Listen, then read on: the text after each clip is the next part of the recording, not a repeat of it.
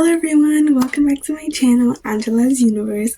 Today we are going to be stepping into something I haven't really done before. This is definitely going to be something new, but I have been wanting to do this topic, so let's get into it.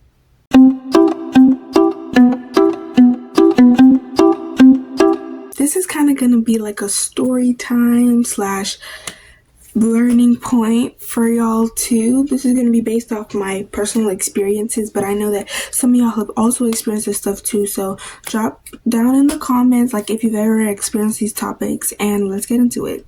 The first topic would be having friends who start acting differently around boys.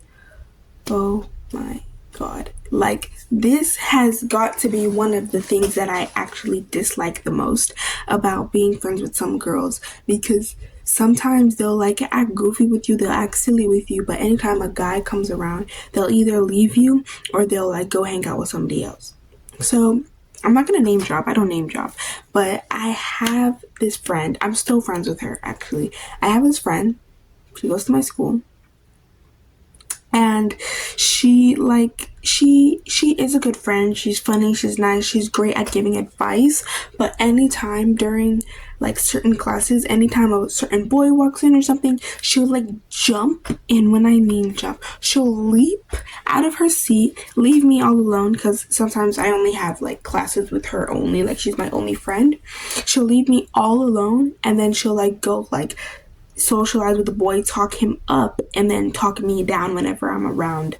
And it's just like, okay, like she'll bring up things that I told her in solidarity to make a story or like make a joke or something funny when it's not funny. And honestly, I realize now that she's definitely not somebody that I would want to be close with.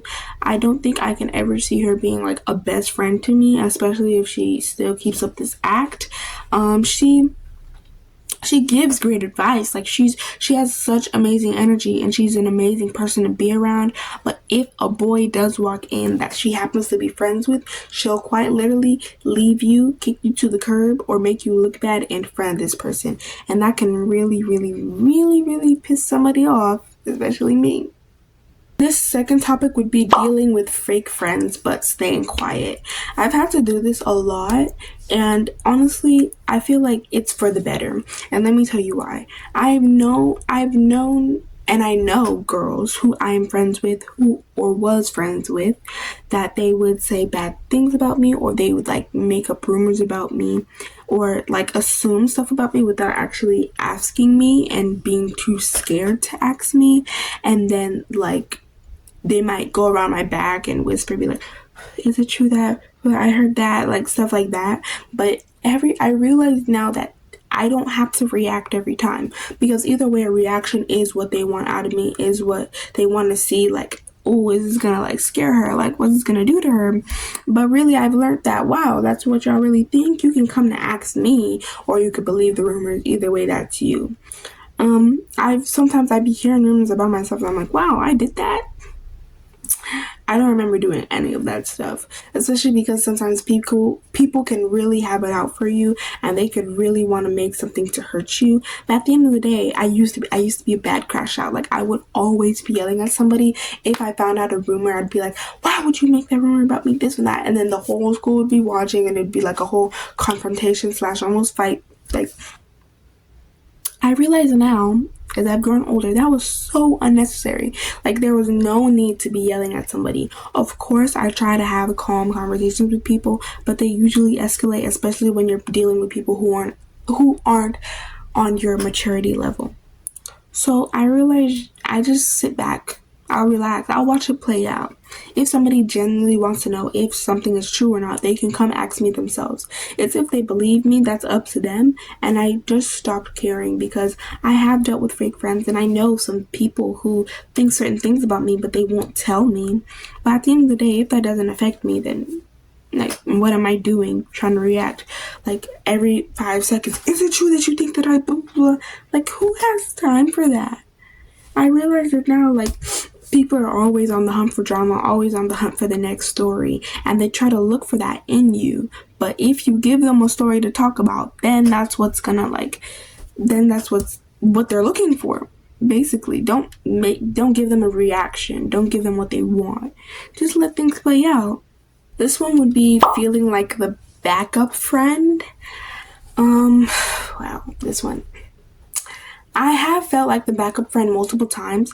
Because I don't like having big circles. One thing about me is that I'm in a group, but not a group. Like I sit with multiple, like more than 2 handfuls of girls at lunch, and I consider myself friends with all of them, of course. And people might consider us a group, but really there's only like 2 people out of that whole friend group that I trust, and that I'll tell anything with, or you'll see me hanging around.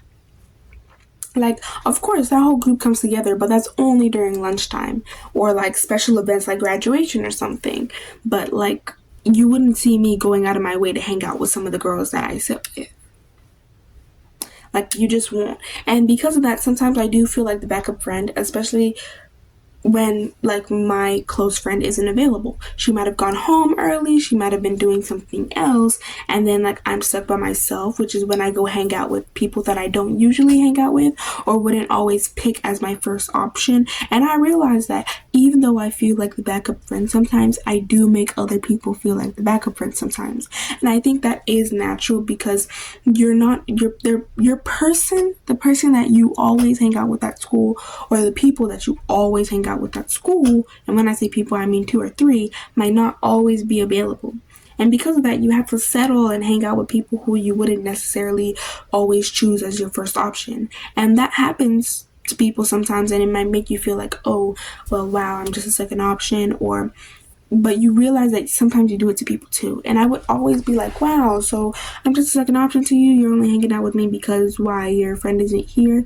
But I realized that I would do it too. And me complaining about it was kind of hypocritical. Of course, making people feel like a backup is not okay. But in some situations, if you explain yourself properly, then like things will make sense. I have a specific friend. I don't call her a backup friend or a second option. I just call her a friend. I wouldn't say that she's close, like she's not best friend level, but I do always hang out with her whenever my closest people aren't there, and she always hangs out with me whenever her closest people aren't there.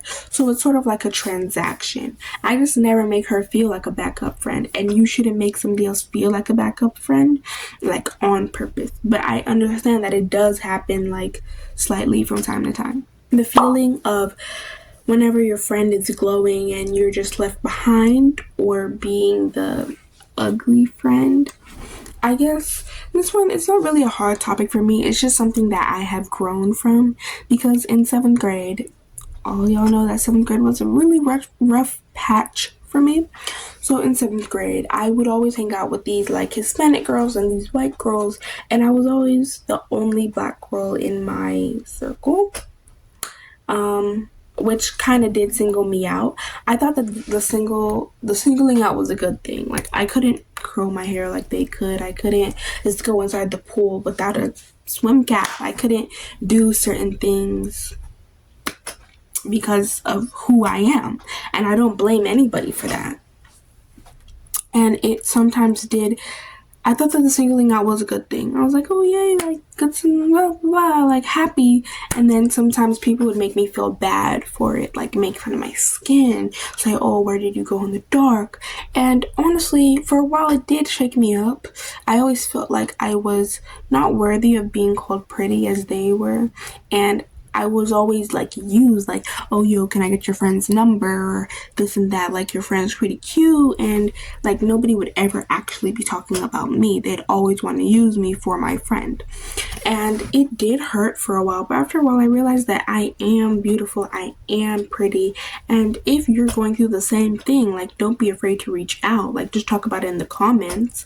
I definitely will get back to you. But it's like, I've been through that before. I know what it feels like to feel like all your friends are gorgeous and you're just there. And I know what it feels like to feel different because of the way you look or the way you act. A lot of the times my friends, all they would do was talk about boys and this and that. And it's not, I couldn't really relate, especially because I didn't really want to get into that stuff. And at some point they would try to make me feel bad because they're like, you've never had a boyfriend before? You've never done this before? You've never done that before? And for a while I did feel insecure about it. I was like, dang, I have no experience. But after a while, I was like, I'm happy having no experience. Like, I want to take life one step at a time, one day at a time. If I keep on rushing it just to fit in, then it's going to feel more like a chore than something to enjoy. I did really want to fit in. I wanted to fit in really, really bad. I wanted to be one of them. I wanted to be like them. I wanted them to like me.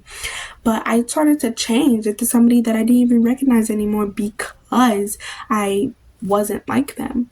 And in 8th grade was when it, like, midway through 8th grade was when it shook me that I don't have to be like everybody else. Nobody has to like me. I don't have to like everybody, and that's fine. But the last thing I will ever do again is change myself just to fit into somebody's narrative of how I'm supposed to be or act like. Like, I've already been singled out enough. I've already been made fun of enough.